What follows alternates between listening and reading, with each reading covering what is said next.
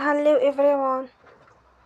Today we talk about how to fix the app of Snapseed. We will go to settings, then we click on apps. After that we will search the app Snapseed and we click. You will on for stop. After that you will go to storage. Then we click on clear cache. In the end, you will turn your Wi-Fi and you will turn again.